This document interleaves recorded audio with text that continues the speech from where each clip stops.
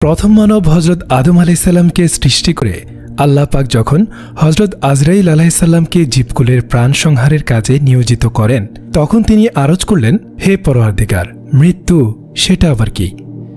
আল্লাহ পাক তখন মৃত্যুকে শত আবরণ থেকে উন্মুক্ত হতে এবং ফেরেশতা কুলকে মৃত্যুর দিকে তাকাতে বললেন। সকলে মৃত্যুকে দেখার জন্য দাঁড়ালে আল্লাহ পাক মৃত্যুকে বললেন, তোমার সকল ডানা মেলে এদের উপরে উড়ে বেড়াও এবং তোমার সকল চোখ খুলে এদের দিকে তাকাও। আল্লাহর নির্দেশ অনুযায়ী মৃত্যু যখন তার সকল ডানা মেলে ও চোখ খুলে তাদের উপর দিয়ে উঠতে শুরু করল, তখন ফেরেশতাগণ সেই ভয়ানক আকৃতি দেখে অচেতন হয়ে পড়লেন। সহস্র বছর পর চেতনা লাভ করে তারা আরজ করলেন, হে পরওয়ারদিগার, আপনি এর চেয়েও ভয়ানক কিছু সৃষ্টি করেছেন কি?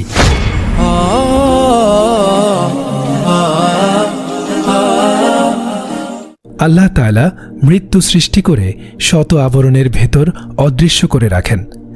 নভমণ্ডল ও ভূমণ্ডল অপেক্ষা বিশালাকার করে তার আকৃতি গঠন করেন, যা ৭০টি জিনজির দিয়ে আবদ্ধ করে রাখেন। প্রতিটি শৃঙ্খল প্রায় সহস্র বছরের রাস্তার সমপরিমাণ দীর্ঘ। ফেরেশতাগণ পাশ দিয়ে বিভিন্ন সময়ে চলাচল করলেও তার অস্তিত্ব সম্বন্ধে অজ্ঞাত ছিল। তবে তারা চতুর্দিক থেকে তার বিকট ও বিভীষিকাময় চিৎকার শুনতে পেতেন। মৃত্যু নিয়ে আল্লাহ তাআলা বলেন, এটা আমারই সৃষ্টি, স্বয়ং আমি এর চেয়েও সুমহান গৌরবান্বিত। প্রতিটি প্রাণীকেই মৃত্যুর স্বাদ গ্রহণ করতে হবে। অনন্তর আল্লাহ পাক হজরত আজরাইল আলাইহিসসালামকে বললেন, প্রাণীকুলের প্রাণ সংহার করার জন্য তোমাকে নিয়োজিত করলাম। হজরত আজরাইল আলাইহিসসালাম আরজ করলেন, হে প্রভু, এ তো আমার পক্ষে অসম্ভব ব্যাপার, কারণ মৃত্যু আমার চেয়েও অধিক শক্তিশালী। তখন আল্লাহ তাআলা তাকে অধিক শক্তিশালী করে মৃত্যুকে তার নিয়ন্ত্রণাধীন করে দেন। অতঃপর মৃত্যু নিবেদন করল যে, হে আল্লাহ, একবার আমাকে উচ্চস্বরে কিছু বলার অনুমতি দিন। আল্লাহ তাআলা অনুমতি দিলে সে উচ্চস্বরে বলল, ও হে প্রাণীকুল, আমি সেই মৃত্যু যে বন্ধুবান্ধব, পিতামাতা, ভাই বোন, স্বামী স্ত্রীর মাঝে বিচ্ছেদ ঘটায়, ঘর বাড়ি ইমারত বিরান করে ধ্বংসস্তূপে পরিণত করে।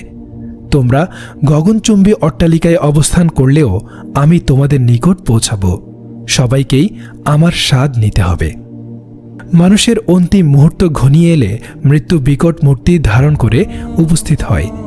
মৃত্যু পথযাত্রী সেই বিকট আকৃতি দেখে বলে, কে তুমি, কি চাও?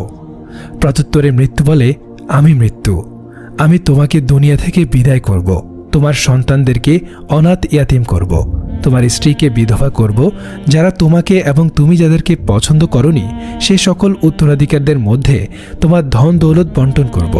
তোমার নেক আমল আজ তোমার সঙ্গী, তাছাড়া আর কিছুই তোমার কোনো উপকার করতে সক্ষম হবে না। এই কথা শুনে সে ব্যক্তি অন্যদিকে মুখ ফিরিয়ে নেবে, কিন্তু সেদিকেও মৃত্যুকেই দেখতে পাবে। তা দেখে মৃত্যু বলবে, ওহে, তুমি কি ভুলে গেছ? আমি মৃত্যু, যে তোমার সামনে থেকে তোমার পিতামাতাকে কেড়ে নিয়েছি, তুমি তাদেরকে কোনোভাবেই ধরে রাখতে পারোনি। পুনরায় আজ আমি তোমার রূহ তোমার সন্তানদের সামনে থেকে ছিনিয়ে নেব, তারাও তোমাকে কোনোভাবেই ধরে রাখতে পারবে না। অত্যন্ত শক্তিশালী জাতিও আমার হাতে ধ্বংসপ্রাপ্ত হয়েছে। আল্লাহ সুবহানাহু তাআলা মালাকুল আরহাম নামক এক শ্রেণীর ফেরেশতা সৃষ্টি করে রেখেছেন।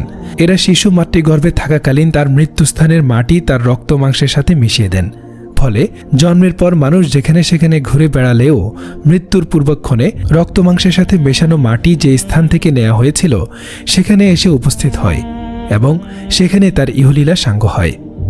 এ বিষয়ে আল্লাহ সুবহানাহু তাআলা ঘোষণা করেন, হে নবী, আপনি বলে দিন, তোমরা যদি আপন গৃহের ভেতরও থাকো, তথাপি যার যেথায় মৃত্যু লেখা আছে তাকে অবশ্যই সেথায় পৌঁছাতে হবে। হাদিস শরীফে আল্লাহর নবী সাল্লাল্লাহু আলাইহি সাল্লাম বলেন, প্রাচীনকালে হযরত আজরাইল আলাইহিস সালাম নবীগণের সাথে সাক্ষাৎ করতে আসতেন। একদিন তিনি হযরত সুলাইমান আলাইহিস সালামের দরবারে উপস্থিত হন। সেখানে গিয়ে সুশ্রী এক যুবকের প্রতি তিনি তীক্ষ্ণ দৃষ্টি নিক্ষেপ করলেন। ফলে যুবকটি ভীষণ ভয় পেয়ে গেল। কিছুক্ষণের মধ্যেই হযরত আজরাইল আলাইহিস সালাম চলে গেল। হযরত আজরাইল আলাইহিস সালাম প্রস্থানের পর উক্ত যুবক সুলাইমান আলাইহিস সালামের কাছে আরজ করল, হে আল্লাহর রাসূল, আমার নিবেদন, আপনার হুকুমে এই বাতাস যেন আমাকে এই মুহূর্তে চীন দেশে পৌঁছে দেয়। আমি কিছুক্ষণ আগে এই লোকটিকে দেখে ভীষণ ভয় পেয়েছি। হযরত সুলাইমান আলাইহিসসালামের নির্দেশে বাতাস যুবকটিকে মুহূর্তের মধ্যে চীন দেশে পৌঁছে দিল। পুনরায় হযরত আজরাইল আলাইহিসসালাম দরবারে উপস্থিত হলে হযরত সুলাইমান আলাইহিসসালাম যুবকের দিকে তীক্ষ্ণ দৃষ্টিতে তাকানোর কারণ জানতে চাইলে তিনি বললেন, আমি সেদিনই চীন দেশে উক্ত যুবকের জান কবজ করার জন্য প্রস্তুত হচ্ছিলাম, অথচ তাকে আপনার দরবারে উপস্থিত দেখে আশ্চর্যান্বিত হই, কাজেই আমি তার দেখে তৃষ্ট দৃষ্টিবাণ নিক্ষেপ করি। সে ভয় পেয়ে তাকে চীন দেশে পৌঁছে দেওয়ার জন্য আপনাকে অনুরোধ জানায়, আর আমি ওই দিনই সেখানেই তার প্রাণ সংহার করি। মৃত্যু কখন আসবে? নবীজি সাল্লাল্লাহু আলাইহি সাল্লাম সাহাবায়ে কেরামদের জিজ্ঞেস করেন, মৃত্যু সম্পর্কে তোমাদের কি ধারণা? অর্থাৎ কে কতদিন বেঁচে থাকবে, কার কখন মৃত্যু আসবে, এই সম্পর্কে তোমাদের ধারণা জানতে চাই। উপস্থিত সাহাবীরা একজন বললেন, ইয়া রাসূলুল্লাহ, আমি যখন সকালে ঘুম থেকে উঠি তখন আমার এই বিশ্বাস হয় না যে রাত পর্যন্ত আমি পৌঁছাতে পারবো, এর আগেই হয়তো চলে যাওয়ার ডাক এসে যাবে।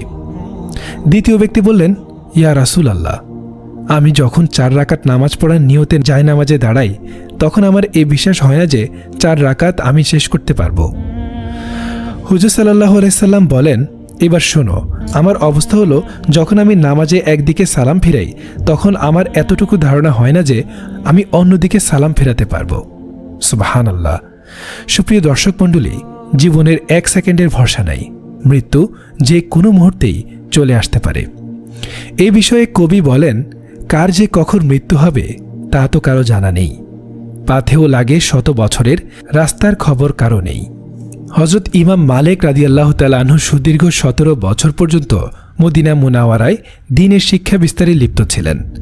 একবার তিনি স্বপ্নযোগে হুজুর আকরাম সাল্লাল্লাহু আলাইহি সাল্লামের সাক্ষাৎ লাভে ধন্য হন। তিনি রাসূল সাল্লাল্লাহু আলাইহি সাল্লামকে জিজ্ঞেস করেন, ইয়া রাসূলুল্লাহ, মৃত্যু কখন আসবে? নবীজি সাল্লাল্লাহু আলাইহি সাল্লাম হাতে 5টি আঙ্গুলের দিকে ইশারা করে চলে গেলেন। ইমাম মালিক রহমতুল্লাহি আলাইহি রাসূল সাল্লাল্লাহু আলাইহি সাল্লামের ইশারার উদ্দেশ্য সুস্পষ্টভাবে বুঝতে পারলেন না। তিনি 5 আঙ্গুলের ইশারায় কি 5 দিন বোঝালেন, নাকি 5 মাস, নাকি 5 বছর, না অন্য কিছু, এর কোনোটাই বুঝতে সক্ষম হলেন না। তবে প্রসিদ্ধ তাবেঈ ও যুগের শ্রেষ্ঠ তাবিরবিদ হযরত ইবনে সিরান রহমতুল্লাহি আলাইহি তিনি এই স্বপ্নের বিবরণ শোনা মাত্রই বুঝতে পারলেন এবং সূরা লোকমানের আয়াতের প্রতি লক্ষ্য করতে বললেন, যেখানে আল্লাহ তাআলা বলেন, আল্লাহ তাআলাই 5টি বস্তুর জ্ঞান রাখেন, যথাক্রমে কিয়ামত কখন সংঘটিত হবে, বৃষ্টি কখন হবে, মায়ের গর্ভে কী ধরনের সন্তান রয়েছে, মানুষ আগামীকাল কি করবে এবং কোথায় তার মৃত্যু হবে। রাসূল সাল্লাল্লাহু আলাইহি সাল্লামের 5 আঙ্গুলের দ্বারা ইশারা করার উদ্দেশ্য এটাই ছিল যে মৃত্যু কখন আসবে এই প্রশ্নের জবাব একমাত্র আল্লাহ তাআলা জানেন।